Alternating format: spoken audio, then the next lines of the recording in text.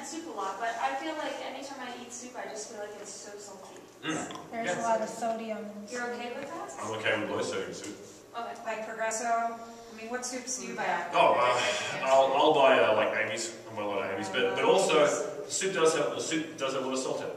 But but if I don't have much salt at the start of the day or the end of the day, then I can rationalise that in my mind by saying, okay, I'm having this soup. I know it's got salt in it, but I'm not gonna have much of any salt here or there. Whereas it's when we have salt here and salt there and salt there, then at the end of the day, we're just this big old bloated thing. Yep. Yeah. I make the Bob's Red Mill. They have tons of really good like dry mixes, like they have one salt and veggie, like pasta in there and beans and all this, and you can just make a big vat of it with low fat or the low sodium chicken broth and veggies and chicken or whatever. I make just a big vat of it and then put it like a crock pot all week. Yeah. Yeah. Yeah, or just on the stove, and they're really good. Oh yeah, yeah. Bob's Red Mill stuff. Red Mill. Bob's Red Mill. It's at like Sunflower Market. Yeah, they've got guys have that. Sometimes make their own soup kit, or is it? It's just comes in a dry package, and they have tons like 13 bean soup, like all kinds of really. Any of these dried beans mixes are going to be fantastic for you. The challenge is, do we have time? You know, so that's the ideal. That's what I love everyone to be doing. You know, we tried to do it in our house and it wasn't realistic. You know, we ended up doing it like once a month. It just did not work for us. I mean, so if you have the organizational capacity to do it, that's great. What time is it, guys? I feel like I'm 7. All right, cool. 17 slides. Okay, cool. So, winning strategy in a restaurant. Go traditional.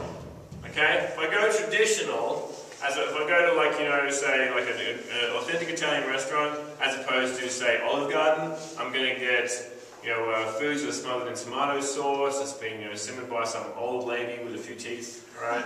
As opposed to some guy with like a hairnet and, you know, like sort of a squeeze packet. Okay, so that's the difference in quality of food I'm going to get. So if you do know that you're going to be at a restaurant, choose something where you know you're going to get something that's authentic. Because when authentic, it tends to have a little more care and a little less preservatives. Substitute. If I'm at a restaurant, ask what can be substituted instead of whatever doesn't fit your plan. You know, and it's okay to say, it's okay if it costs a little bit extra. Because sometimes we go, you know, we can't really do that. Just say, you know, if I pay a little bit extra, can I get that? You know, so when you sit down to have a meal and you know this part's great, or this part, you know, I'm okay with, this part is not going to fit with anything of what I want to do. Okay, like, you know, sit down and go, okay, I've got to have my, you know, like ribs. Okay, ribs are always served with fries. Like, they never offer ribs with, you know, steamed veggies. So if you had ribs with steamed veggies, that wouldn't be so horrible, especially if you had steamed veggies beforehand, so like, you know, at least give yourself some sort of confidence break before you have the ribs. If you can do that, then all of a sudden you're in a position where you go, okay, cool, I actually look at this meal and I go, not as horrible as it could be. Maybe the sauce they put on it is going to be bad for me, but if I know I'm getting some veggies and some meat, I've at least reduced the damage that's going to have to my blood sugar, which is going to go up and down through the roof. Explain your tendency to vomit / break out, swell up, go postal if you eat something not permitted on your diet. At a restaurant? It's true because they won't do it. They won't like. Yeah, if you say. Unless you say seriously, if I eat it, I will like.